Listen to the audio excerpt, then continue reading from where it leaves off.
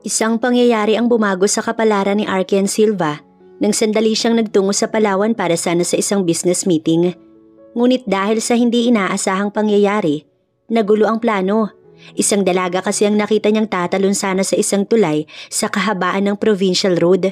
Unang kita pa lamang niya rito, kakaiba na ang naging pakiramdam niya. Dahil sa napakagandang dalaga na kahit na sino ay mahuhumaling. Si Desiree Carmine ay isang dalaga na halos lahat ng problema ay dala niya. Mula sa pamilya, nobyo at maging sa trabaho. Kaya isang paraan lamang ang naisipan ng dalaga para tapusin lang lahat ng yun, ang magpakamatay. Sa paraang iyon, sigurado siyang lahat ng alalahanin at sakit sa puso na nararamdaman maglalahong bigla. Dahil sa likas na kabutihan ni Arken ay siya ang tumulong sa dalaga upang maisaayos lahat ng alalahanin nito. Ito na rin mismo ang nagbigay ng trabaho sa dalaga bilang sekretary ng binata. Ngunit paano kung ang tinulungan pala niya ay may iba palang hangarin? Yun ay ang patayin ng isa sa mga anak ng mga Silva. Pero magawa nga kaya ni Desiree ang balak kung sa bawat araw na nagdaraan, unti-unti na rin siyang napapalapit sa binata? Ating alamin ang buong kwento. The highest votes belongs to Arken Silva. Isang masigabong palakpakan ang iginawad ng mga kawani ng samahan. Tumayo si Arken para sa isang maiksing pasasalamat bilang panibagong inihalal ng mafia boss. Sa 20 naroon, nasa kanya ang boto ng 17 mga miyembro ng samahan. Muli ay bubuhayin niya ang nakaraang trabaho ng kanyang mga magulang. Hindi sana siya papasok dahil ayaw ng kanyang ama, lalo na ng kanyang ina. Ngunit wala nang ibang pagpipilian. Hindi rin pwede ang Kuya Armes niya dahil may pamilya na ito at 2 mga anak. Hanggat maaari, ayaw niyang idamay ang kapatid upang hindi na mapahamak ang pamilya. Siya ang kusang pumasok rito upang protektahan ng mga taong importante sa kanya. Hindi sana siya papasok sa ganitong samahan. Ngunit dahil sa pagkawala ng bunso nilang kapatid, hindi maaaring hindi siya gumalaw. Thank you. Huling salita niya bago bumalik sa nakalaang upuan para sa isang bagong leader ng mafia world. Ang trabahong ito ay bago sa kanya pero alam niya kung bakit may ganitong samahan dahil naipaliwanag na ng dad niya bago pa man siya magdesisyon. Congratulations, Mr. Silva. Isang seryosong muka ang itinapat niya sa nakangiting muka ng isa sa mga kawani ng samahan na si Mr. Vergil Diosdado. Isa itong negosyante at ang factory nito na gumagawa ng mga tela ay Malaguna. Maging sa bahagi ng Asia, nakakapag-export na rin ng taong ito. Kaya hindi malabong paakyat na ito sa pagiging isa sa pinakamayamang tao sa bansa. Hindi talaga sana siya bagay sa ganitong trabaho dahil hindi siya kagaya ni Armes na isang matapang na tao. Siya kasi ang tipo ng lalaki na mabait at maawain. Pero mukhang kailangan na niyang baguhin ang ganoong pag-uugali dahil ang kailangan rito isang mabagsik at kinatatakutan. The best of luck for you, Mr. Silva. Sana hindi ka kasing bagsik ng ama mo. Napangisi siya. Moderate lang, Mr. Diosdado. Napatawa ito ng malakas. Napangisi siya. Hindi pwedeng magpakampante dahil alam niya na kahit nasa loob siya ng teritoryo ng lolo niya, hindi lahat ay pwedeng pagkatiwalaan. Apo, ang galing mo, Arken. Manang-mana ka sa akin. Parang luluwa yata ang langas niya sa lakas ng hampas na ibinigay ng lolo niya sa likuran niya. Lo, mabuti at nakarating kayo. Anya't nagpaalam si Diosdado kaya't hinayaan na lang niya tsaka bumaling sa kanyang lolo. Ito ang ama ng kanyang mami. Ngunit retired na ito kaya minsan na lang kung dumalaw sa lugar na to. Halika, ililibre kita ng lunch. Matapos ng may 10 minutong pag-uusap, nagyaya itong kumain. Iilan na lang ang mga naroon dahil karamihan ay umalis na. Next time, Lo, marami pa akong trabaho matapos rito. Katunayan, naghihintay lamang sa labas ang sekretary ko. Ipinahold ko na rin ang mga meetings ko this morning dahil sa emergency meeting ngayon dito. Kumunot ang noon ito. Akala niya ay magagalit pero humalakhak ito. I know. Sige, umalis ka na. Pero sa Saturday, kailangan mong bumawi sa gurang na to. Natawa maging siya. Of course, Lo, I will. Nauna siyang lumabas kaysa sa kanyang lolo. Alam ko, I have to go. Narito na si Sir. Kumunot ang noo ni Arken nang makita si Desiree habang may kausap ito sa cellphone. We need to go. Wika ng binata. Agad namang tumayo sa waiting area ng gusali ang dalaga at binuhat lahat ng mga dala. Mula sa folders na may kakapalan, record books at laptop ng boss nito ay siya rin ang nagbitbit. Tahimik lamang ang dalaga habang nasa tabi ng amo. Hindi siya umiimik dahil baka magalit. 1 linggo pa lang siyang nagtatrabaho bilang sekretary nito. Kakatawag lang din ng nanay niya at kailangan ito ng pera para sa gamot ng ama niyang na-stroke. Paano siya makakabali? Wala pa nga siyang napagtatrabahuhan. Kahapon pa nangungulit ang kanyang nanay, pati ang kapatid niyang hindi makakapag-exam kung hindi makakabayad sa school. Para siyang bangko kung ituring ng mga ito. Gayong alam naman ng pamilya niya na wala pa siyang napagtatrabahuhan. Ibinaling niya sa labas ng bintana ang mga mata. Naluluha siya sa kalagayan niya ngayon na hindi pa nga siya nakaka-move on sa nobyo nitong ipinagpalit siya sa best friend niyang si Dinah. Ang tanga niya sa isipang kaibigan lang din ni Dinah ang ex niya dahil malimit ang mga itong nakakapag-usap. Pero hindi, may relasyon ng dalawa. Siya pa ang nakakita habang magkayakap ang mga ito sa mismong kama ni Christopher. Agad niyang pinahid ang luha na umaapaw sa kanyang mga mata. Siguro kung hindi siya nasagip ng boss niya ngayon, baka patay na siya nang magtangka siyang tumalon sa tulay noong nakalipas na 2 linggo. Sino ang kamiting ko this 9:30 AM, Miss Carmine? Napukaw siya sa pag-iisip. Pasimple niyang tinuyo ang mga mata bago binuksan ang logbook na hawak. Sa Delma Enterprise po, sir. Pinilit niyang itago ang panginginig ng tinig. Sana lang ay hindi iyon napansin ng boss niya. Are you okay? Otomatiko siyang tumango. Opo, sir. Ayos lang po. Ngunit akala niya ay tatahimik na ito. Ngunit ikinagulat niya nang hawakan itong bigla ang panga niya at pilit itinaas upang tignan ng mukha niya. You're not, you little liar. Baritonong tinig nito habang nakatitig sa mga mata niya, dahilan para bigla niyang iyuko ang ulo at sunod-sunod na lumuha. Pigil na pigil upang hindi nito marinig ang iyak niya. Abala ang boss niya at ang kamiting nito sa topic na pinag-uusapan habang siya ay nasa tabing upuan lang ng binata at panay ang pakikipag-text sa ex-boyfriend. Gustong tumulo ng mga luha ni Desiree, ngunit pilit niyang inuunawa na narito siya sa trabaho at nakakahiya iyon, lalo na ang boss niya ang isa sa mga kasama. Sinabi ko naman sa'yo na bigyan mo ko ng oras. Parang gusto niya itong puntahan at sampalin ng paulit-ulit. Alam naman kasi ni Christoph kung paano siya at kung bakit araw-araw siyang abala. Pero hindi yun maintindihan ng lalaki. Sa bagay may kaya ito, samantalang siya halos araw at gabi na kung magtrabaho para lang may ipangtustos sa pamilya. Samantalang ito uuwi kakain, matutulog at aalis na naman. Easy go lucky lang ang buhay nito kaya hindi nito alam ang sobrang pagod at hirap niya sa araw-araw.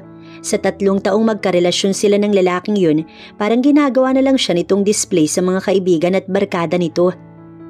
Pilit niyang inunawa dahil mahal niya ito. Nagtiis siya kahit ayaw sa kanya ng mami nito. Pero mukhang tadhana na ang gumawa ng paraan para iiwas siya sa mga kagaya nito.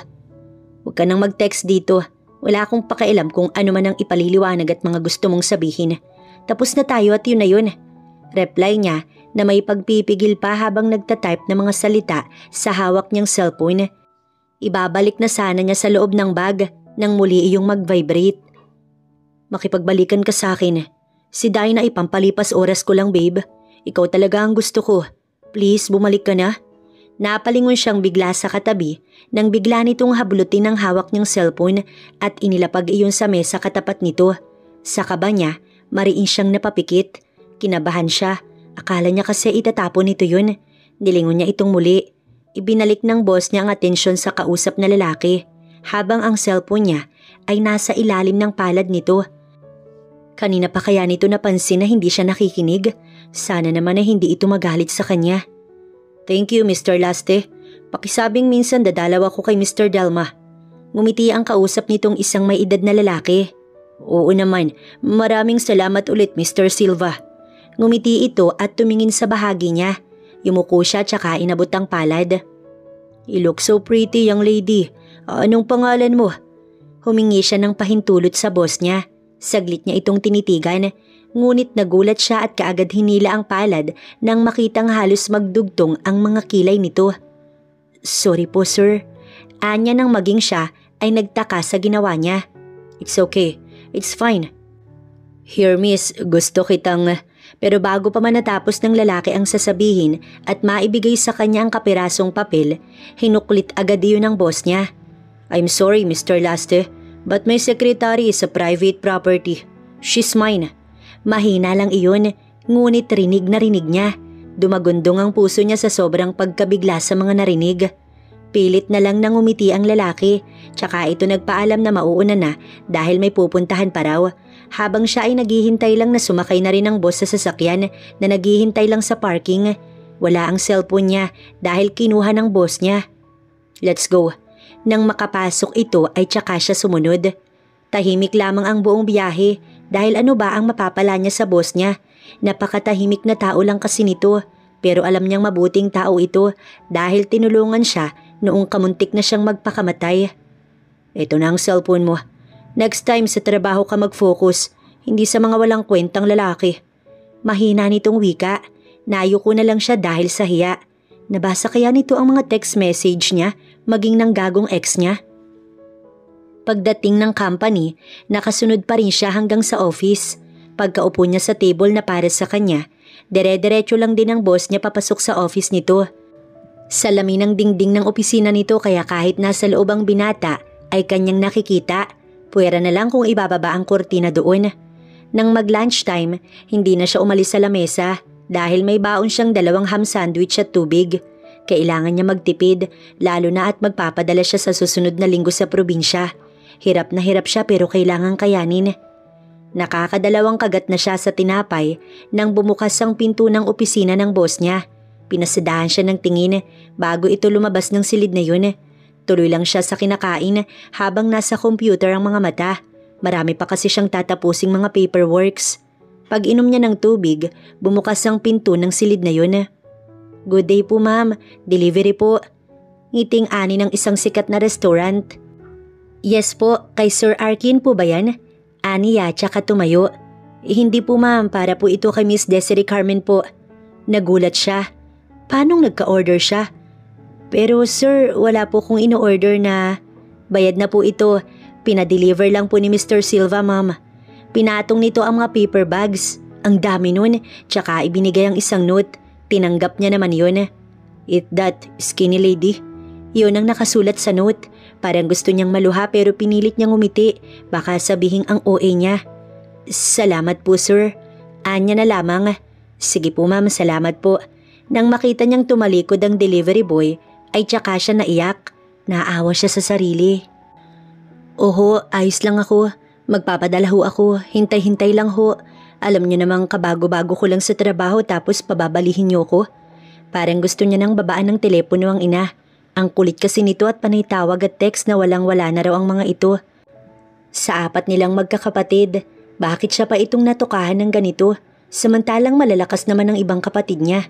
Pangatlo siya pero para siya itong naging panganay. Ang kuya Dexter niya, panay paluho lang at hindi man lang nagbibigay sa ina niya. May trabaho ito sa sabungan pero ni piso, hindi man lang nakatikim ang ina niya rito. Pero mahal na mahal pa rin ang nanay nila. Si Ate Dayan naman niya kung kani-kaninong mga lalaki sumasama. Umaasa na maganda at maibibigay nito ang mga pangangailangan ng kanyang ate. Minsan lang din kung umuwi kapag sinaktan ng lalaking sinamahan nito. Iiyak at magmamakaawang hindi na uulit. Pero kapag may nakachat ulit, ayun na naman. Si Dean, eto na lang ang pag-asa niya na makapagtapos at makatulong. Sana lang ay nag-aral ito ng mabuti para naman worth it lahat ng pagod at hirap niya. Bakit kasi hindi ka maghanap ng ibang trabaho? Mag-sideline ka, Desiree, para kahit linggo-linggo makapagpadala ka rito.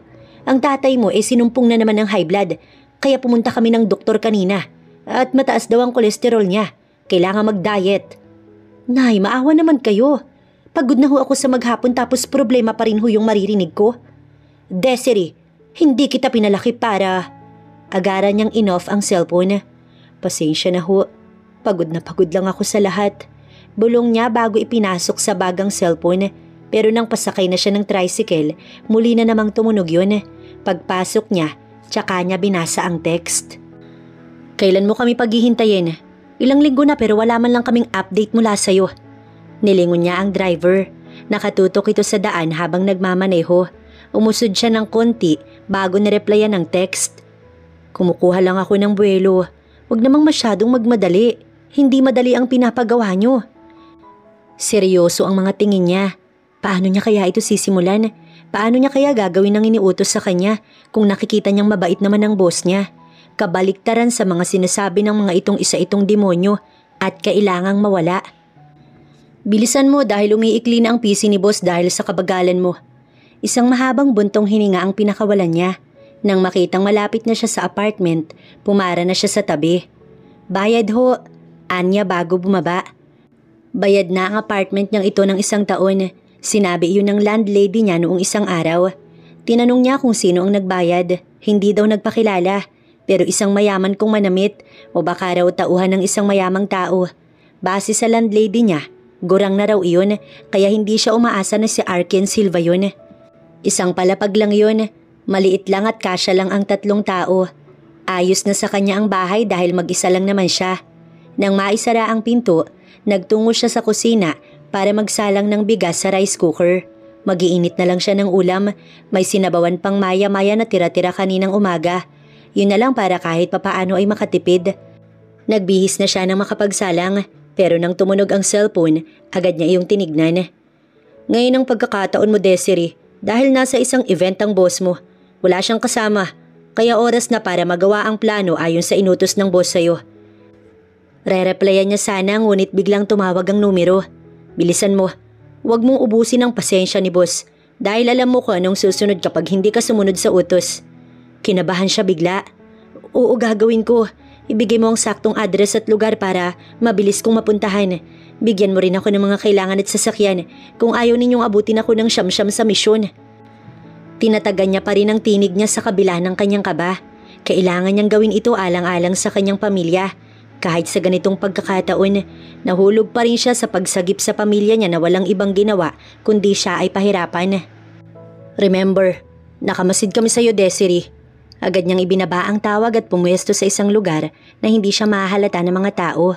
Sa katapat na building, saktong-sakto sa entrance kung saan niya nakita ang boss niyang pumasok. May kasama itong babae. Hindi niya mamukaan dahil ito ay nakatalikod. Pero sa mukha ni Arken, halatang masaya ito sa kasama.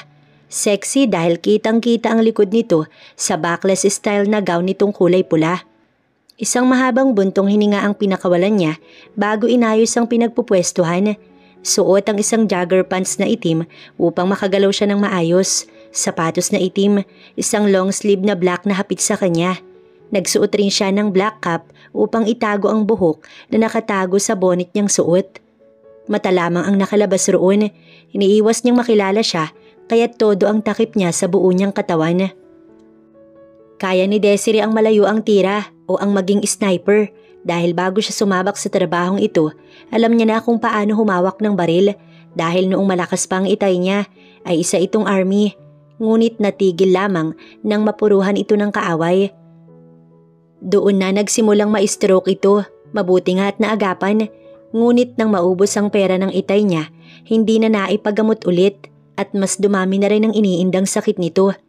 Nang maiayos niya ang sarili, ay natuon na ang atensyon niya sa building sa tapat ng gusali na kinaroroonan niya. Isa iyong supermarket at nasa rooftop lamang siya noon. Isang mahirap na trabaho ang ganito, delikado at buwis buhay. Ngunit oras na tumanggi siya, ang pamilya niya ang pupuruhan ng mga kalaban. Ilang beses na siyang umayaw pero ang boss ng mga ito ay isang nakakatakot na tao na hindi niya nga alam kung sino, basta natatakot lang talaga siya. Kahit naman kasi mga walang kwenta ang pamilya niya, sa pangalang pamilya ay kailangang protektahan niya.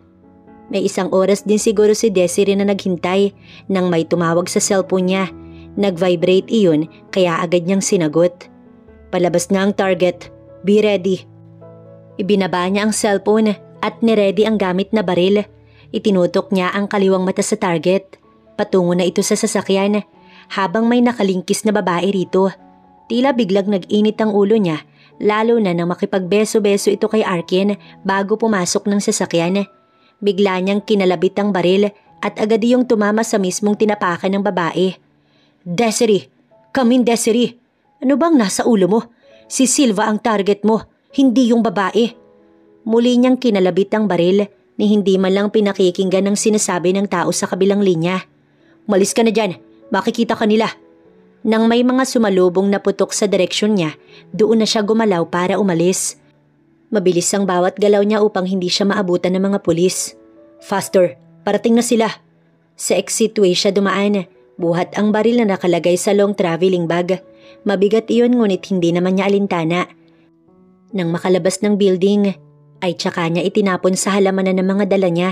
Tsaka niya mabilis na hinubad ang cap, bonnet at iba pang pwedeng ipaghinala sa kanya. Tsaka niya tinalikuran ng mga yon. Tinext ang kausap niya kanina na naroon sa pinagtapunan niya ang mga gamit at kunin na lamang ng mga ito. "Ano bang pumasok sa kukote mo?"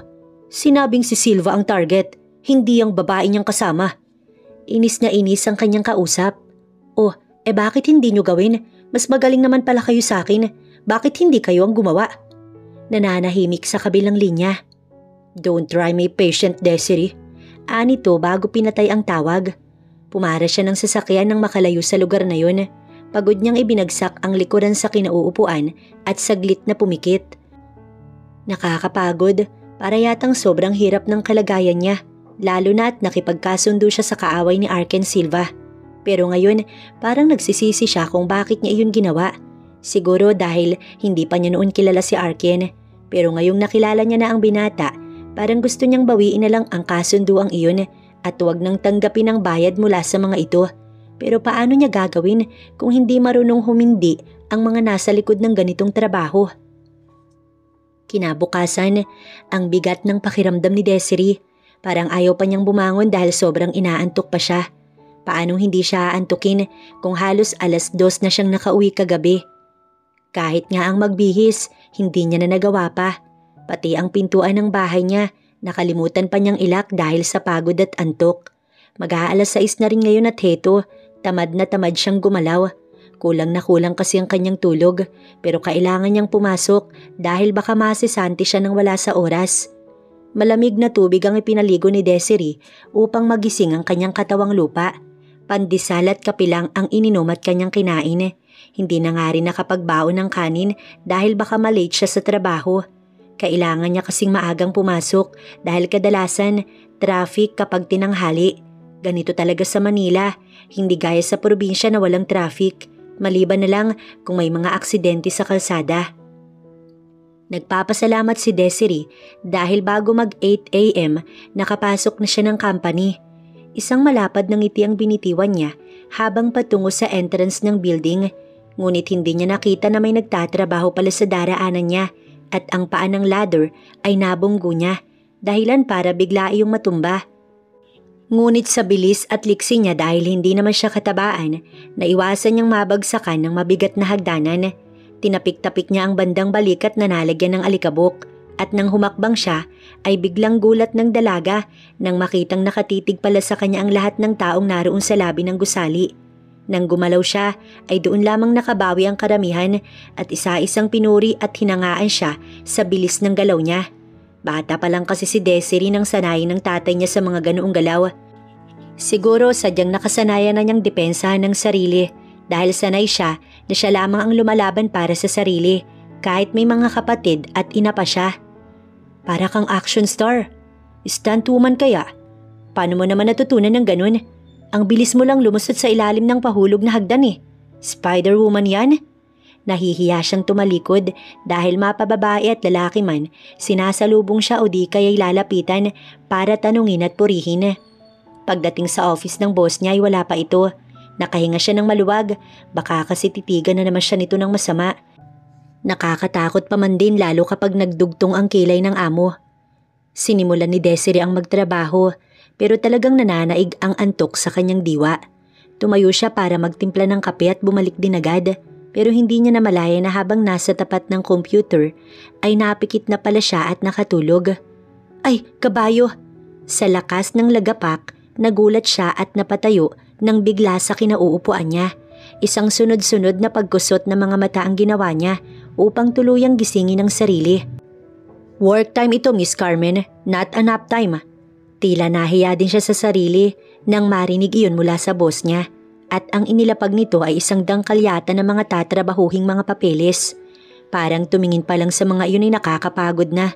Inayos niya ang sarili, baka kasi may laway pa siya, nakakahiya. Nilingon ng dalaga ang maliit na orasan sa tabi ng mesa. 8:45 AM na pala. Mariing siyang napikit at binatukan ng pasimple ang sarili. Kape ang naging panlaban niya sa antok at tila tumalab naman dahil nairaos niya ang kalahating araw na nagawa ng maayos ang trabaho. May lead na ba kayo? No sir. You need to find out kung sino ang taong yon. We need to know kung ano ang dahilan niya at kung ano ang kasalanan sa kanya ng mga magulang ko. Yes boss, gagawin po namin lahat. Kailangan, dahil hindi basta-basta ang sniper kagabi Sanchez. Kahit anong makita ninyo na magtuturo sa suspect, kunin at halughugin ninyo. Kinabahan siya dahil siya ang tinutukoy ni Arkian Silva. Siya ang sniper kagabi. Nang lumabas ang kausap nito, tumayo naman siya para sa lunch break. Narinig niya ang usapan dahil nakabukas ang pintuan ng mag-usap ang mga ito. Mga hindi marunong mag-ingat. Miss Carmen, mula sa kakabukas na pintuan, tinawag siya ng boss.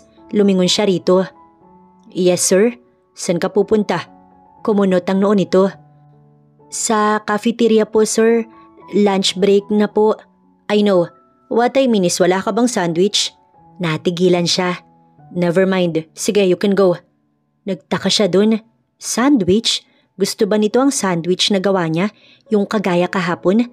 Napakamot na lamang siya ng ulo dahil sa kakaibang mga ikinikilos nito. Christoph?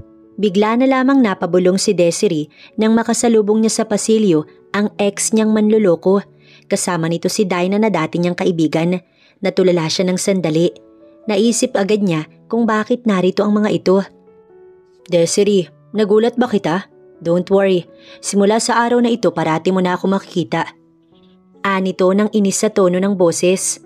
Kumaway si Dinah na halatang nangiinis talaga. Hi, ako ang nagpapasok sa kanya. Hindi naman siguro masama Desiree, right? Break na rin naman kayo for a month. Ngumiti ito at isang daplis na halik sa pisngi sa katabi. Hindi siya sumagot. Dire-diretso siyang naglakad ngunit hindi pa nga nakakalayo nang hilahin siya ni Christoph sa kamay. Sandali lang naman Des, mag-usap naman tayo. Han, nandito naman ako diba? Hindi mo ba ako nakita? Inis na usal ng katabi nito. Hinila niyang bigla ang kamay at tinignan ito ng masama. Tigilan mo na ako pwede ba? Bulong niya at tatalikuran na sana ang mga ito nang makita niya nga hawakan siya nito sa braso. Iiiwas niya sana nang may isang malaking kamay ang pumigil sa palad ng ex niya. Rumihistro agad ang gulat sa mga ito, mas lalo sa kanya. Hindi niya iyon napaghandaan. What's going on here? Sir, wala naman po, nag-uusap lang. Ani Dinah at pilit hinila ang kasama. Ano bang paki mo? Bakit ka ba nakikisali? Mayabang na usal ng lalaki. Pilit itong hinihila ni Dinah ngunit ayaw umalis. Who the hell are you? Direktang wika nito. Ikaw, sino ka ba? At bakit ka nangingialam dito? Magkasing tangkad lang ang dalawa. Mas malaki at mas matipuno nga lang ang katawan ng amo niya kaysa sa ex niya. At walang kapiranggot ang mukha nito kaysa sa boss niya. Bakit ba kasi siya na-inlove sa taong to? Me? I'm her boyfriend. Napanganga na lamang siya dahil sa narinig mula sa binata. Hanggang ngayon ay hindi pa rin mawala sa isip ni Desiree ang nangyari kaninang tanghali. Iniisip pa rin niya ang tungkol sa sagot ng boss niya sa ex niya. Mabuti na lang at tumalis ang amo niya kaya hindi na sila nagkita simula nang mangyari yun. After lunch kasi, hindi na ito nakabalik sa opisina. Hindi naman ito sinabi kung saan ito pupunta, kaya hindi niya rin alam ang isasagot sa mga taong tumatawag sa landline. Nang mag-aalas 4, naghanda na siya para umuwi na. Nagsuklay lamang siya bago tumayo. Wala rin naman ang boss, kaya hindi na siya magpapaalam. Sa private elevator na siya sumakay pababa ng lobby para sana umiwas kay Christoph at kay Dinah. Iisang kumpanya lang din pala ang pinag-applyan ng dalawa. Nagkasundo siguro o sadyang nangiinis lang. Sa dami naman kasi ng kumpanya at mga gusali rito sa Maynila, sa iisang building pa talaga silang tatlo. Akala niya magiging batugan na si Christoph at aasan na lang sa magulang. Abat himala at nagtrabaho. Mukhang napagod rin sa kakaasa sa magulang. Des, saglit lang. Kilala niya ang tinig na iyon kay Dinah. Hindi niya ito nilingon o tumigil man lang sa paglalakad niya. Desiree, sandali lang.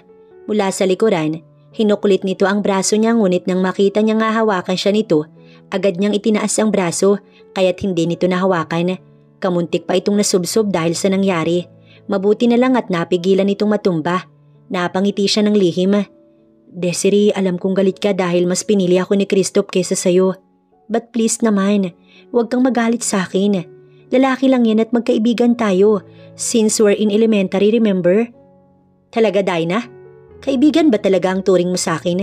Dahil sa pagkakaintindi ko, ginagamit mo lang ako para sa pansarili mong mga hangarin. Tila tinamaan ito dahil nag-iwas ng tingin nang titigan niya sa mga mata.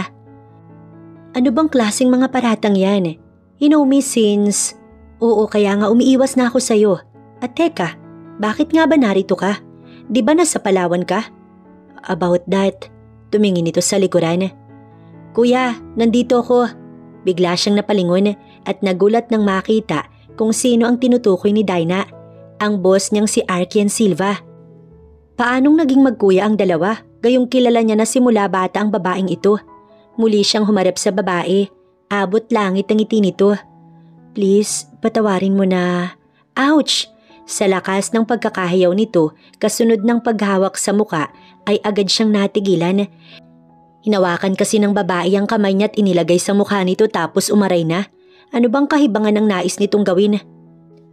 Ayela, ani Arkian nang makalapit. I just want to apologize to you, Desiree.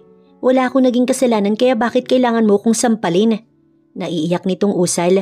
Sinamaan siya ng tingin ng boss niya. Wait, what? Anong ginagawa mo? Ikaw ay itong umaray ng mag-isa tapos… Enough, Miss Carmen. Pigil ng boss niya, tsaka nito inakay si Dinah. Let's go. Hinahanap ka na ni Mama. Anong nangyayari? Alam niyang nawawala ang kapatid ng boss niya. Ngunit imposibleng si Dinah iyon dahil lumaki sila ng sabay ng babaeng iyon. Ngayon, nabuo na ang mga naging katanungan niya kung bakit nakapasok ang mga ito sa company dahil kay Dinah na mukhang nagpapanggap na Ayela. Oo nga, maganda si Dinah at kahawig nga nito ang Ayela na nasa larawan. Ngunit hindi ito ang kapatid ng mga Silva. Mukhang kailangan niyang mas mag-ingat ngayon dahil halatang may nais itong mangyari. Sa kilos ni Dinah, mukhang mapapalaya siya sa kumpanya oras na hindi siya mag-ingat. Desiree, muli ay narinig na naman niya ang isang pamilyar na tinig. Si Christoph iyon, nilingon niya ito. Kaya ba nakapasok kayo sa kumpanya dahil sa panluloko? Sino ang may pakana nito, Christoph? Wala akong alam. Tumawag lang si Dinah isang gabi at sinasabing bilyonarya na ito. Bakit yung nagawang manloko ng tao? No, hindi ako. Wala akong niloko. At kay Dinah, mukhang siya naman talagang nawawalang… Siraulo ka ba? Kababata natin ang babaeng yun. Paano naging isang Silva ang anak ni Mang Ambo at Aling Maming? Sa inis niya, hindi niya na napigilang sigawan ito. Dahilan para mapaatras ang lalaki. Pag-uwi ni Desiree ay nag-research siya tungkol sa nawawalang kapatid ng mga Silva at nakita niya nakahawig nga talaga ito ni Dinah mula sa mga mata, ilong, labi at hugis ng muka. Kaya siguro nagpa-straight ng buhok si Dinah dahil sa larawan, shiny straight ang buhok ni Ayela. Maamo ang mukha nito dahil palaging nakangiti sa lahat ng larawan. Naghanap din siya ng mga balita about sa dalaga. At nakita niya nga na may pabuyang 20 milyon na makakapagturo o makakakita sa dalaga. Ang laking pera nun. Hindi naman siguro tanga ang mga Silva para maniwala sa babaeng nagpapanggap. Matalinong tao ang amo niya.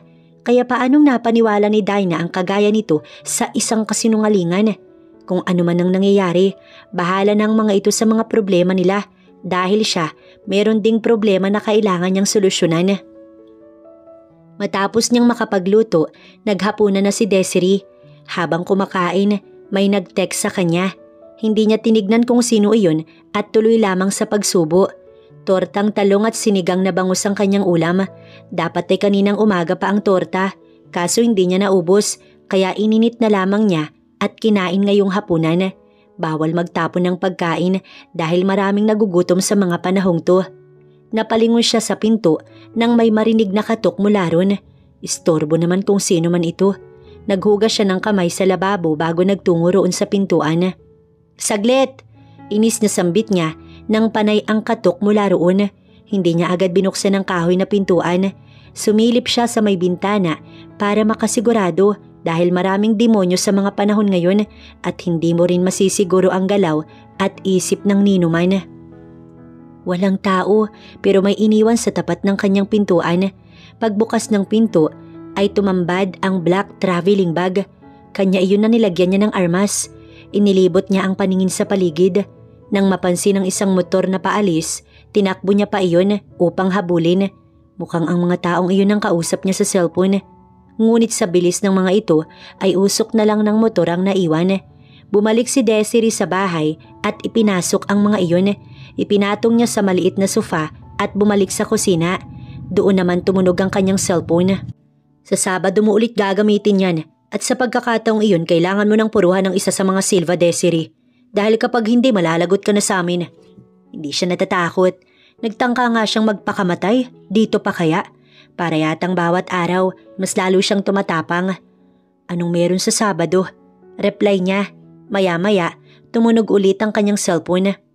Isang party para sa anak ng mga Silva na nakita na. Yun ang pagkakataon mo para ipakita sa amin na kayang-kaya mong gawin ang gusto ni boss. Kapalit niya na milyon at buhay ng pamilya mo. Pero kapag hindi, buhay mo at buhay ng pamilya mo ang mawawala. Isa sa mga Silva siblings, hindi na si Arken lang. Paniniguro niya. Muli siyang sumubo matapos silapag ang cellphone. Nang tumunog muli ang cellphone, hinayaan niya na muna at tinapos ang paghahaponan. Tsaka lang niya binasa ang text nang makapaghugas siya ng kamay at makainom ng tubig. Silang lahat kung kaya mo. Sa isang ulo, 10 milyon ang pabuya. Kaya kung 3, 30 yun. Buhay prinsesa ka na at ang pamilya mo sa perang yun, Desiree.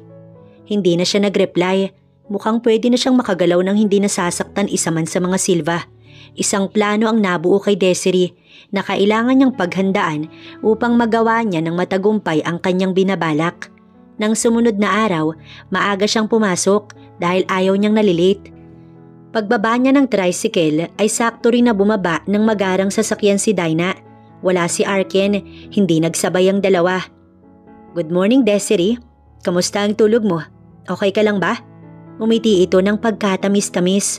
Lumapit ang bodyguard nito at ibinigay ang shoulder bag sa babae. Ito po, princess. Sa lawak ng ngiti nito ay halatang feel na feel ang bagong buhay. Hindi niya na ito pinansin at tinalikuran niya ang babae. Ganyan ka na ba sa boss mo? Huwag mong sabihin sa akin na naiinggit ka dahil isa na akong bilyonarya. Samantalang ikaw, pinasadahan niya ito mula ulo hanggang paa. Isa pa ring pulubi. Tsaka ito tumawa. Hanggat maaari, iiwas siya sa mapagpanggap na ito dahil ang lahat ng plano niya ay nakalatag na. Ayaw niyang mas pasamain pa siya ng babaeng ito sa boss niya dahil baka hindi siya makapagtimpi at mabalatan niya ito ng buhay. Mag-iingat ka, Desiree. Dahil isang pagkakamali mo lang, pwede kang matanggal sa trabaho at agad na mapalayas sa kumpanya. Bulong nito, doon niya na ito nilingon. Mag-iingat ka rin, Dinah, dahil kilalang kilala kita. Huwag kang pakampante, baka isang linggo lang ang pagiging buhay prinsesa mo at matapos agad sa isang iglap lamang. Bigla itong nagalit. Akala mo ba natatakot ako sa'yo? Sasabihin ko sa mga kuya ko na pinagbabantaan mo ko. Paninigaw nito, napukaw tuloy ang mga ibang mga empleyado at napatingin sa kanila. Kanino, Dinah? Kay Kuya Kardeng at Kuya Okamo? Ayos yan. Anya bago ito iniwan at nanggigigil sa inis sa kanya. Natawa na lang siya habang papasok ng elevator. Mr. Verhill, naligaw ka yata sa lugar na ito. Tumawa lamang ang may edad na lalaki. Nasa table lamang siya at tahimik na gumagawa ng mga trabaho. Nang pumasok ang bisita ng boss niya sa opisina nito, natatandaan ni Desiree ang taong yun. Ito ay isa sa mga matataas na tao sa tinatawag na underground ng boss niya at malimit na topic nito sa mga pag-uusap sa tuwing may taong tutungo sa opisina nito. Hindi niya na narinig ang sunod na sinabi ng lalaki nang sumara ng kusa ang pintuan ng opisina nito. May ilang minuto rin na nag-usap ang nasa loob. Kung minsan, saglit niyang papasadahan ng tingin. Sa tuwing matatanawan niya ang Mr. Verhill, ay nahuhuli niya itong sumisimangot matapos na tumawa. Saglit lang nitong itutuon sa ibang direksyon ng tingin, tsaka magbabago ng reaksyon. Parang napansin niya ang kakaibang mga titig nito, pero hindi niya na binigyan ng pansin at itinuon na lamang sa trabaho ang isipan. Salamat, Mr. Silva. Maaasahan mo ko sa party sa Sabado. Wika nito. Nang dumaan ito sa harapan niya, ay isang makahulugang ngiti ang ipinukol nito. Anong ibig sabihin nun? Naibulong niya. Hindi niya alam kaya't ngiti at pagyuko na lang sa kadada ang lalaki ang nagawa niya. May mali talaga sa mga ngiti at titig ng taong yun. Hindi lang niya maarok kung ano pero isasama niya na sa mga listahan ng kaaway ang Mr. Vergel. Nang makaalis ito ay siya na lang ang natira roon at ang kanyang amo. Tumalikod ito upang bumalik sa office. Excuse me po sir, pwede po bang magtanong? Yes, ano yun? Ilang taon po si Miss Ayala nang mawala? Sorry po sa masyadong personal na tanong. She's 25 years old. Seryoso nitong usal. Bakit mo na itanong? Naku, wala naman po. Nagtaka lang po ako kasi kung 25 po nang mawala si Miss Ayala, ibig sabihin po 28 na po kayo ngayong taon, di ba sir? Go on. Ang pagkakaalam ko kasi si si Miss Ayala ay 30 na last June 21. Bakit mo alam? Magkakilala. Kuya, nandito ka lang pala. Si Kuya Armes nasa baba. He wants to talk to you. May sasabihin na raw sa atin. Na hindi man lang kumatok ang babae at dire-diretsong pumasok ng silid. Nagulat tuloy siya dahil sa ingay ng bibig nito. Panay pa ang tili. Animoy batang kalye. Kumapit ito sa braso ng boss niya at saglit siyang tinitigan ng madiin, tsaka siya pa simpleng inirapan. Tell him, hintayin ako. No, he said now na, kaya let's go. Ano bang pinag-uusapan ninyo ng sekretary mong yan? Sabay nguso nito sa kanya. Wala, seryoso nitong sambit bago ito hinugot ni Dinah palabas ng kwartong iyon. May oras din ng Dinah na iyon. Hindi ngayon. Pero hindi matatapos ang isang linggo na hindi malalaman ng mga Silva na isa itong peke at siya ang gagawa ng paraan kung paano malalaman ng mga ito ang lahat. Sa tingin niya ay may tumutulong kay Dinah upang matagumpay na maipakitang isa nga itong Silva. Dahil kung siya ang tatanungin, hindi basta-basta ang pamilyang niloloko nito, pero nagawa pa rin itong makalusot. Siguradong may kung sinong nasa likod ng lahat ng to. Buong araw na inabala ni Desiree ang sarili. Dahil naroon lang ang boss niya sa opisina nito, kaya kailangan magtrabaho siya ng maayos. Saktong tanghalian nang kunin niya ang ham sandwich na ginawa niya. Inulit ang kanyang baon, tubig lang din ang inumin. Miss Carmine, natigilan siya sa pagsubo nang mula sa nakabukas na pinto ng office ng binata ay lumabas ito. Ibinaba niya ang hawak at tumayo siya. Yes po sir. Akala niya may iuutos ito dahil seryosong nakatingin sa kanyang bahagi. Can you be my date on Saturday night? Diretsahang wika nito. Hindi niya napaghandaan ng sandaling yun na hindi nga pumasok sa isip niya na iyon ang itatanong nito. Akala niya ay itatanong kung may sandwich pa siyang dala. Natigilan din siya nang maramdaman ang mga kulisap na animoy nagliliparan sa tiyan niya. Hindi siya pamilyar sa ganitong pakiramdam na kahit nagka-BF na siya, hindi pamilyar sa ganitong feelings. Ngayon pa lang niya naramdaman yon at hindi niya alam kung para saan yun. Don't worry, ako nang bahala sa lahat. Nang hindi siya sumagot, ay muling nagsalita ang binata. Sir, ano po kasi? Just say yes, para wala nang ibang usapan. Ang maldito naman ng taong ito. Tumango na lang siya ng pilit para matapos na. Pero parang bigla siyang nagsisi nang maalala ang misyon niya sa araw na iyon. Paano na pala iyon kung ganun? And can I have one of? Sabay turo sa kanyang kinakain. Parang nag-aalangan pa ito. Siguro'y nahihiya rin. Opo sir, sige po, ito po.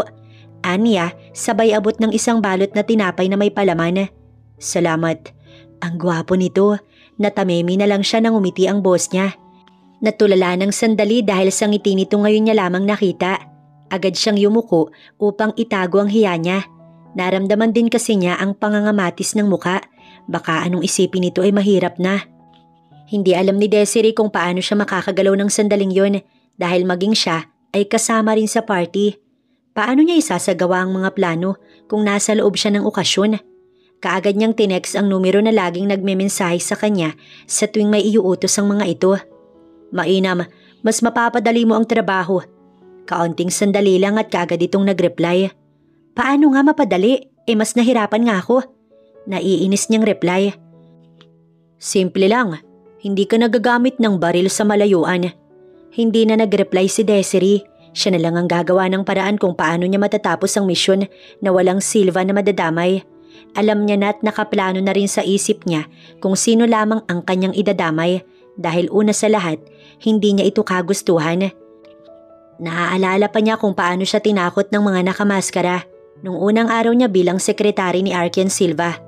Pagod siya sa maghapong pagtatrabaho at pagod pa rin pagdating sa apartment dahil bagong lipat lang siya noon.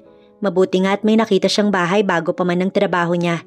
Pero dahil hindi pa siya nakakapag-ayos ng mga gamit, kaya mula sa trabaho, tsaka pa lang siya maglilinis at mag-aayos ng mga gamit. May kumakatok sa pinto. Itinigil niya ang pagtutupi at lumabas ng kwarto upang pagbuksan kung sino man yun. Iniisip niya na si Manang Lourdes na landlady, kaya hindi na siya nag-isip ng kung ano pa. Ngunit bigla siyang napaatras at akma pa sanang tatakbo nang mabungaran ng 3 nakamaskarang mga lalaki. Nanlaban pa siya't napatumba pa niya ang 2 sa mga ito, ngunit hindi rin siya nakahuma nang sabay-sabay na umatake ang mga ito. Sa huli ay nahuli siya at ginapos pa ang mga braso sa likod niya. Anong kailangan niyo? Gusto niyang sumigaw o humingi ng tulong pero ang 45 baril ay nakatutok sa kanyang sentido. Nakakatakot man, nagawa pa rin niyang magtanong. Ikaw ang papatay sa isa sa mga Silva. Anito sa malaking tinig. Nakaupo ito sa sofa habang kaharap siya na nasa sahig naman nakalupasay. At bakit ko gagawin ang gusto niyo? Singhal niya rito. Natawa ang 3 lalo na ang leader siguro ng grupo. Dahil kung hindi, pamilya mo ang mamamatay. Namilog ang mga mata niya. Pero kapag napatay mo ang isa sa mga Silva, malaking pera ang mapapasayo at hahayaan namin ang magulang mo at mga kapatid mo sa Palawan. Hindi niya alam kung paano nalaman ng mga ito ang tungkol sa personal niyang buhay, pero hindi siya pwedeng tumanggi sa alok ng mga ito dahil alam niyang seryoso ang mga hayop na ito. Bakit ako? Mga walang ya kayo. Madiin niyang wika. Simple lang. Madali mong magagawa yun dahil sekretary ka ng Arken Silva na yun. Simple lang yan dahil alam kong marunong kang humawak ng armas. Natakot siya dahil maraming alam ang malaking lalaking nasa harapan niya. Hindi ako marunong. Kanino mo nakuha ang impormasyong yan? Napangiwi siya sa sakit dahil sa tuwing ilalakas niya ang tinig, tatapakan siya ng lalaki sa braso at ididiin ang baril na nasa bandang sentido niya. Yun ba? Sa kapatid mo? Di ba nag-aaral ang kapatid mo sa... Mga hayop kayo. Muling tumawa ang mga ito bago siya binitiwan. Siguraduhin mong magagawa mo dahil kung hindi, buhay sa buhay ang kukunin namin. Magsisisi ka oras na hindi mo ginawa ang nais ng boss namin. Muling usal nito tsaka may itinapon na itim na bag sa kanyang paanan. Regalo daw ni boss para mapabilis ang lahat, Desiree Carmine. Maging ang pangalan niya kilala rin ng mga ito. Siguradong hindi basta-basta ang mga taong nasa likod nito. Unang araw pa lang niya pero magulo na. Natigil sa pag-iisip si Desiree nang tumunog ang heater. Kumukulo na ang tubig na kanyang iniinit. Tumayo siya sa upuang kahoy sa kusina at nagsali ng tubig sa baso. Nagtimpla siya ng gatas. Hindi siya maghahapunan ngayon dahil busog pa siya. Tinapay na lang at gatas para makatulog siya ng maaga. Huwebes na bukas at ilang araw na lang, gaganapin na ang okasyon. Isang ingranding okasyon para sa pagbabalik ng isa sa triplets ng mga Silva. Pero nagkakamali ang mga Silva dahil si Dinah ay hindi isang Silva.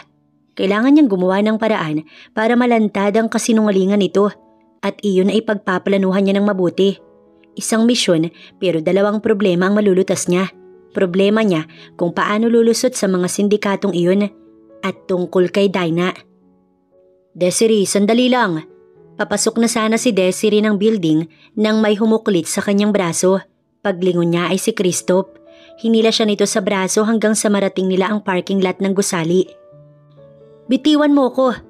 Inis niyang tura nang hindi pa rin ito bumibitaw sa pagkakahawak sa kanya. I'm sorry. Isang irap ang kanyang iginawad. Simula nang magsalubong sila sa pasilyo ng kumpanya ng isang araw, ay hindi niya na ito muling nakitang pasara-sara sa daan. Ang akala nga niya hindi na ito nagtatrabaho sa kumpanya ng mga Silva. Pero naisip niyang malakas ang kapit nito dahil si Dinah ay nag-aacting bilang kapatid ng mga Silva. Pasensya ka na. Kahapon nag-resign na ako sa kumpanyang to. Hindi na rin kita guguluhin. Alam kong maayos ka na. Yun lang ang nais kong malaman. Nagkusa akong umalis dahil bukas ay aalis na ako ng bansa para doon magtrabaho sa tito ko. Alam kong marami akong naging pagkakasala bilang boyfriend mo noon.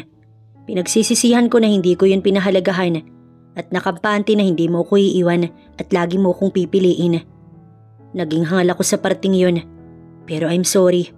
Nagulat siya't napakurap ng sunod-sunod dahil hindi ganito ang ugali ni Christoph na kanyang kilala. Tahimik lang siya at naghintay pa sa mga sasabihin ng lalaki. Napakalaki kong tanga dahil pinabayaan kita't hindi inintindi. Hindi ko hinihiling na bigyan mo pa ako ng isa pang pagkakataon. Ang akin lang, aalis na ako na walang pagsisisi sa puso. Habang nagsasalita ito, panay naman ang libot ng mga mata niya dahil baka dumating ang boss niya at malagot siya. Kailangan ko nang umalis. Teka Des, isa na lang. Kaya ako narito dahil kay Dinah. Sinabi niya sa akin na magiging mayaman kaming pareho kung susundin ko siya. Natigilan siya at agad itong nilingon. Hindi ko alam na ito pala ang tinutukoy niya. Nayo ko ito. Anong ibig mong sabihin? Noong isang linggo sinabi niya sa akin may nakita siyang babae. Hindi ko alam kung bakit at kung sino.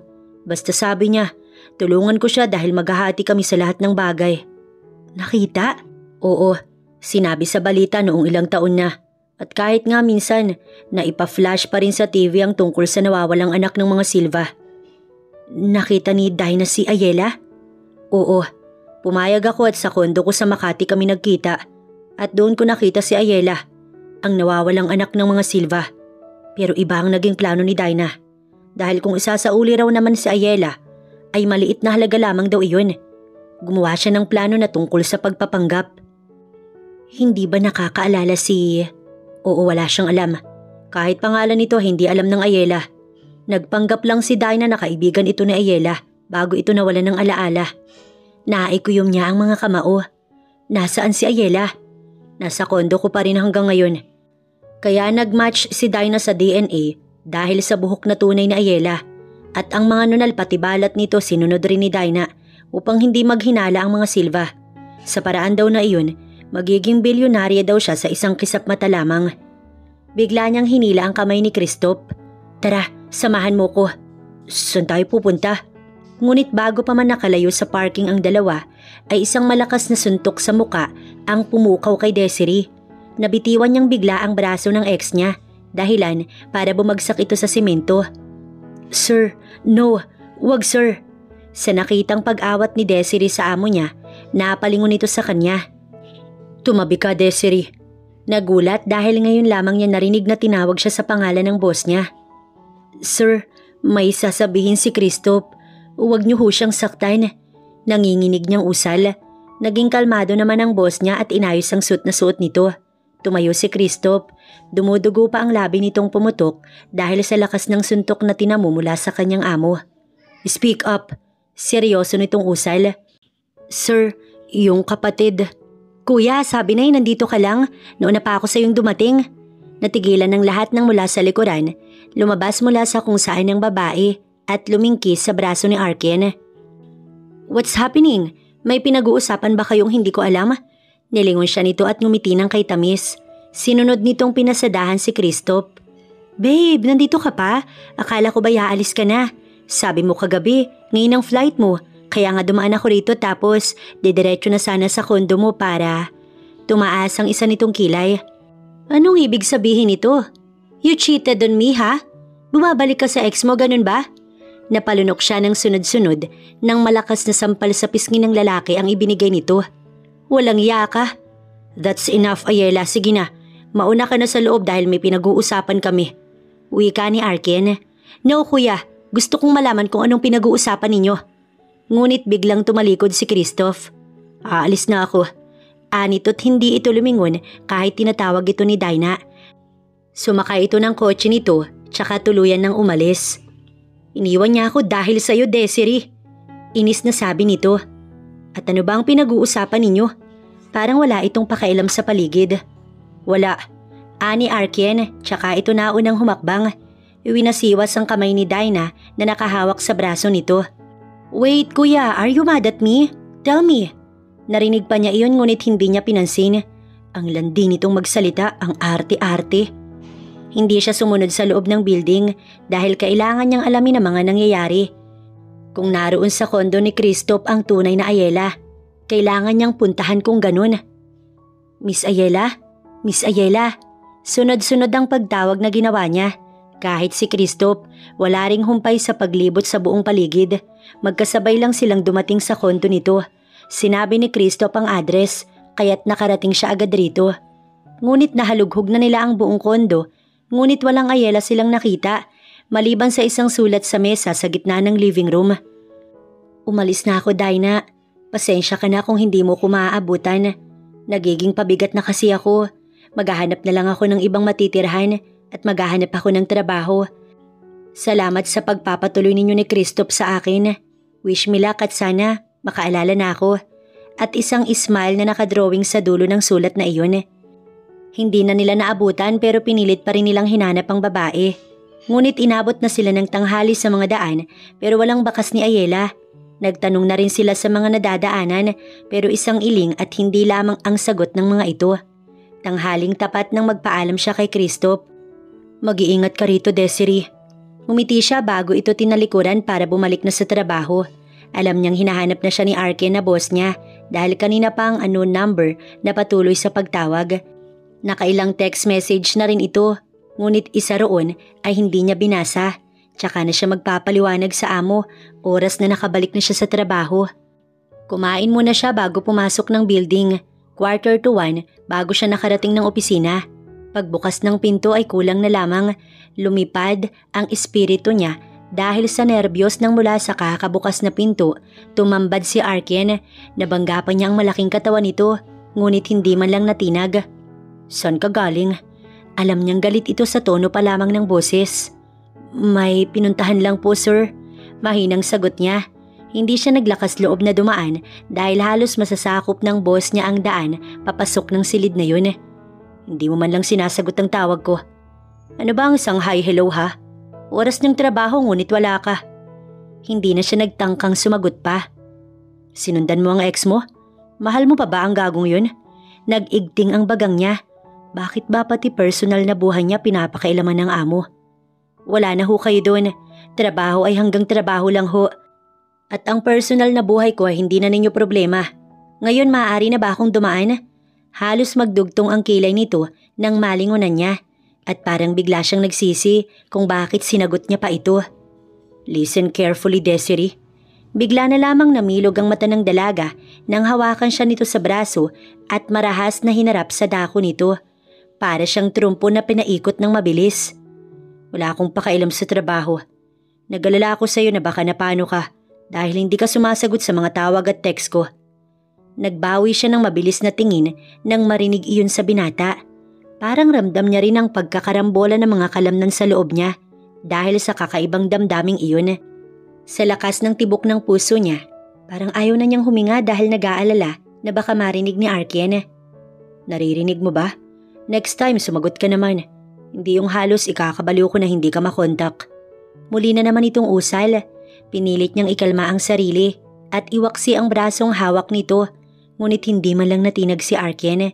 Isang galaw pa nito at nasakop na nitong bigla ang nakaawang niyang labi. Hindi niya maintindihan kung paano iyon umabot sa sitwasyong ganito. Sa lakas ng tibok ng puso niya, kulang na lamang ay sumabog iyon. Nilalabanan niya ang sarili. Nagawa pa niyang magpumiglas at makalayo. Ngunit malamlam na mga mata ang sumalubong sa kanya. Tsaka siya muling hinatak nito pabalik sa kinaroroonan ng binata. At sa pangalawang pagkakataon, muli na namang naangkin ni Arken ang kanyang mga labi. Sa ikalawang pagkakataon, hindi na siya pinagbigyan makawala pa at tuluyan itong inangkin ang buo niyang labi. Listen, you're mine, all mine. At oras na pinakaba mo ko, hindi lang ito ang gagawin ko sa'yo. Bulong nito ng saglit na kumalas ito sa paghinang ng kanilang mga labi. Hindi na siya nakapagsalita pa, natuod na lamang sa kinatatayuan niya. Buong gabi na halos dilat si Desiree. Hindi siya makatulog dahil sa kakaisip sa nangyari sa kanila kanina ng boss niya. Hindi niya maisip na sasabihin ni Arken sa kanya. Nagko-confess ba ito ng feelings? Siya kasi itong nahihiya talaga. Na kahit pa ba sabihing may itinatago rin siyang kasiyahan sa tuwing kasama niya ito't nasa paligid niya ang binata. Bago siya nahiga ay ka-text at katawagan niya pa ito. Kaya nga't hindi napoknat ang ngiti sa labi niya kahit magdadakong madaling araw na. Para siyang teenager na in love dahil sa wakas, mahal pala siya ng kanyang crush. Nangangamatis na naman yata ang pisngi niya. Dahil sa kakaibang pakiramdam na ngayon lamang yata tumama sa kanyang sistema. Maya-maya, nag-vibrate ang cellphone niya. Napangiti siyang kinapayon sa mesa katabi ng kanyang kama. Mukhang si Arken na naman yun. Pareho silang hindi makatulog. Nasa amin ang pamilya mo. Bukas na ang event.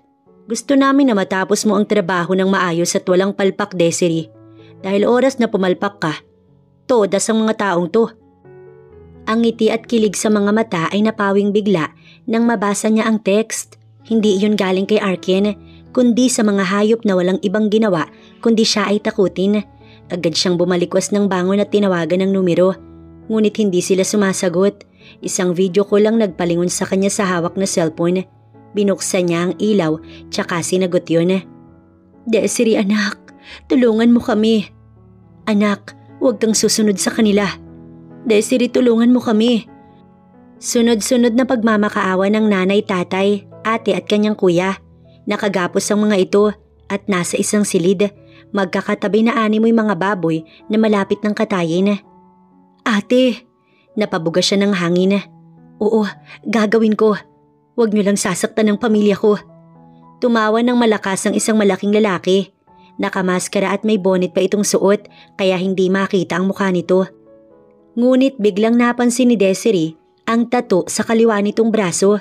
Naalala niya na may ganoong klaseng tattoo rin si Mr. Verhill. Doon na siya nag-isip pero hindi mabibigyang sagot lahat ng mga katanungan niya oras na hindi siya sumunod sa utos. Handa na siya. Handa na siyang sumuong sa panganib, mailigtas lang ang mga Silva. Ayaw sana niya dahil kay Arken, pero ito lang ang paraan para malaman ng lahat ng katotohanan. Kinabukasan ay Sabado kaya wala siyang pasok. Day off niya iyon, maaga siyang namalengke para sa kakainin. Pero pagdating niya, may isang kotseng pumarada sa tapat ng kanyang bahay. Kilala niya kung kanino ang sasakyang yun. Todo kabog ng puso niya na parang napukaw dahil sa taong palabas ng sasakyan. Nakangiti itong lumapit sa kanya at may dala pang isang malaking brown box at isang pungpong ng red roses. Agad siyang nayuko upang itago ang kilig na nararamdaman niya. Good morning. Magandang umaga rin po, sir. Please drop that po and sir. Ayoko niyan. Direktang wika nito. Ang prangka naman ng taong to. Inabot ni Arken ang bulaklak. Salamat, sir. Arken. Ngayon lang niya ito tinawag sa pangalan kaya't hindi talaga siya sanay. Ang box na ibinigay nito ay ang isusuot niya mamaya sa party. Kompleto iyon mula sa gown, sandals, accessories bags at lahat ng kanyang kailangan. By 4 p.m. daw, darating ang makeup artist niya. Hindi rin ito nagtagal dahil marami pa daw itong aayusin. Gusto pa sana nitong sumama siya pero umayaw siya dahil marami pa siyang gagawin. Please, pakiusap nito nang ihatid niya sa tapat ng pinto. Magkikita naman tayo mamaya. Fine, susunduin kita babe. Napabawi siya ng tingin nang marinig nito ang tawag sa kanya. Why? Wala, ingat ka. Nag-aalalang sambit nito. Akala niya tatalikod na ito kaya itinaas niya ang palad para magpaalam. Pero nagulat na lang siya nang hapitin siya nito sa bewang at isang masuyong halik sa labi ang ipinagkaloob nito. Namilog na naman ang mga mata niya. I will. Anito tsaka tuluyang nagpaalam habang siya natulala na naman sa kinatatayuan niya. Isang engranding entrance ang pumukaw sa kanya pagbaba pa lamang ng magarang sasakyan na iyon ni Arken. Nang makalapit ang binata, inilahad agad nito ang braso sa kanya nang nakangiti. Ang ganda mo. Bulong nito sa kanya. Muli na naman itong inulit ang sinabi kanina nang nasa bahay pa lamang sila. Salamat. Akin ka lang. Nahiya siya kaya saglit na inilag ang kanyang mga mata. Please say yes bago pa man tayo pumasok sa loob. Kung pwede lang na wag na tayong tumuloy ginawa ko na. Parang ang lakas ng amats ng taong to pero hindi niya may pagkakaila na napakagwapo nito sa suot. Katerno ng suot niyang mermaid style gown na kakulay ng suot ni Arken Ang hiwa nun umabot hanggang ibabang hita niya sa kaliwang gilid, kaya kitang-kita ang maputing mga binti at hita niya sa tuwing iindayog ang balakang niya. Sparkling and dazzling na animoy siya itong Star of the Night. Sa mga titig pa lang ng mga bisita, karamihan ng kalalakihan ay hindi rin pwedeng ipagsawalang bahala ni Arken ang nangyayari. Kaya siya nito tinanong ng ganun. Ang armas niya ay nasa mismong pouch niyang dala. Tama lang iyon para maitago niya ang armas. Mabuti na lang at si Arken ang kasama niya, kaya't hindi na sila pinatigil para sa security check. Sa dami ng tao at mahahalagang panauhin, hindi niya makita ang target. Mula sa kapiranggot na speaker na nakatago sa earrings niya, naririnig ni Desiree ang sinasabi ng lalaking may utos sa kanya sa lahat ng to. Enjoy at galingan mo para sa pamilya mo. Anito't hindi na siya sumagot pa. Nang magsimula ang event, ay ipinakilala si Dinah bilang bunsong anak ng mga Silva. Sa isang black gown na halos masakop ang buong stage dahil sa lapad nun. Todo ang ngiti nito habang siya ay nagpupuyo sa galit dahil sa impostorang ito. Naroon ang panganay sa triplets na si Armes, kasama ang dalawang nagagandahan at nagwagwapuhang mga anak nito kasama rin ang asawa. Tinawag si Arken kaya nagpaalam itong aakyat lang saglit. Gusto siyang isama, ngunit siya ang umayaw. Pagkakataon mo na, Desiree. Copy that. Nang tumalikod si Arken, tumayo din siya. Paglingon niya, nahuli niya si Mr. Diosdadong seryosong nakatitig sa kanya mula sa ikatlong mesang nasa likuran. Agad itong nagbawi ng tingin nang mapansin siya nito. Ngunit hindi niya iyon binigyang halaga at diretso lamang sa plano. Mula sa madilim na sulok na bahagi pa rin ng venue siya pumuesto. Siniguro niyang hindi siya mapapansin ni Numan. Sa likod ng mga nagpapalakpakan ng ipakilala ang tatlo, ay doon niya itinaas ang hawak na 35 baril. Isang bala lamang ang kanyang kailangan. Nang pumutok ang baril, naghiyawan na ang mga tao. Tsaka sunod-sunod nagpaunahan palabas ng venue. Habang siya, mabilis na pinunasan ng baril gamit ang dalang panyo at pasimpleng isinuksok sa isang halaman. Saka siya tumakbo palabas rin ng lugar. Alam niyang tinamaan si Dinah. Nagawa ko na ang pinag-uutos ninyo. Ngayon ang pamilya ko naman ang pakawalan nyo. Areglado. Magaling, Desiree. Aasa kang uuwi sila ng walang galos. Aasahan ko yan. Sakto lang din nang lumapit si Arken na duguan ng pulang suits. Are you okay, babe? Sunod-sunod siyang tumango. Kamusta yung kapatid mo? She's in critical condition right now. Halika na, susunod tayo sa hospital. Hinila nito ang kamay niya. Nagpatianod na lang siya dahil alam niyang success ang ginawa niya. Ngayon, pwede na siyang makawala sa mga kaaway ng mga Silva at wala na isang napahamak sa mga ito. Ito ang pagkakamali ng kalaban. Walang alam ang mga itong hindi tunay na anak si Dinah, kundi isang impostor lamang. Salamat naman ho.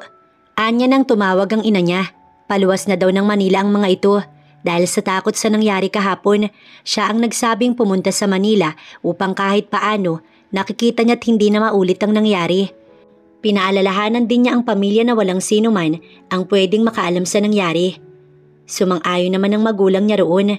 Nasa hospital sila at hanggang ngayon hindi pa rin lumalabas ang doktor na nag-opera kay Dinah. Lumabas muna siya saglit para tawagan ng pamilya. Nasa loob ang lahat ng pamilya Silva kasama si Arken. Pagbalik niya, saktong bumukas ang OR. Ako ho, Dok. Ako ang magdodonate sa anak ko. Umiling ang doktor. Imposible ang gusto nyo. Type A po ang dugo niya. Nadismaya ang ama ng triplets.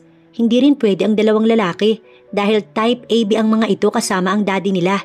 Hindi siya nagsalita dahil sa hagulgol ng mami ng mga ito.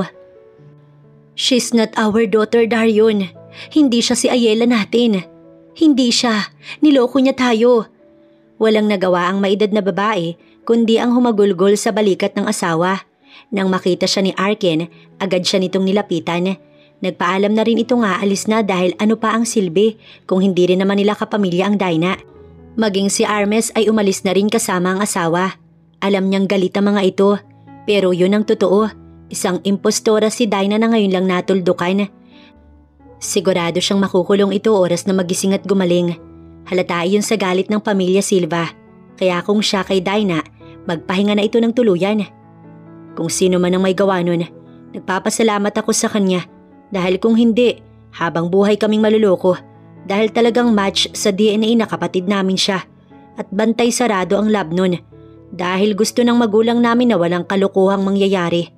Paliwanag nito habang nasa hita niya ito nakahiga. Mag-aalas 10 na ng gabi at narito pa rin sila sa opisina nito. Mas pinili niyang dito na lang dumiretso kaysa sa apartment niya dahil naroon ang kanyang pamilya.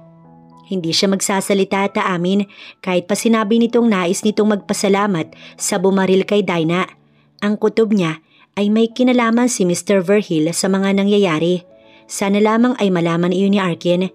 Sa ngayon ay maayos na ang kanyang pamilya at hindi na rin kumukontak ang mga lalaking iyon sa kanya. Pero alam niyang malalaman pa rin na mga ito ang nangyayari. At sisiguraduhin na oras na nangyari iyon ay naitago niya na ang kanyang pamilya. Lalo na at pumasok na sa bank account niya ang suhol di umano ng boss nila sa kanya.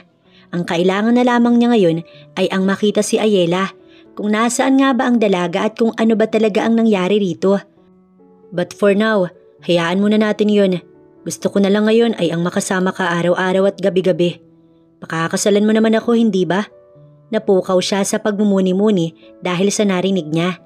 Napabangon din si Arkin nang itulak niya paupo ang ulo nito. Why? Seryoso ka? Anya na may gulat sa mga mata. Sunod-sunod itong tumango.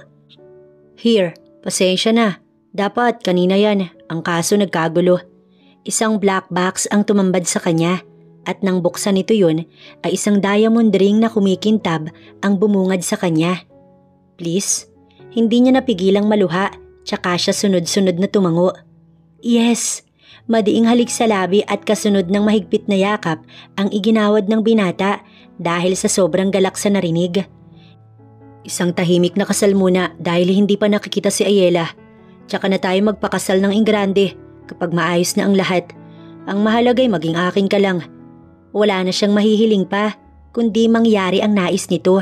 Maging siya ay yun din naman ang nais at mahuli ang mga nasa likod ng lahat ng to. I love you. Ngumiti siya at siya na ang kusang umangkin sa labi nito sa unang pagkakataon. I love you, sir. Nagtawanan sila bago muling naghinang ang mga labi at sinamsam ang gabing iyon na sila lamang ang nakakaalam.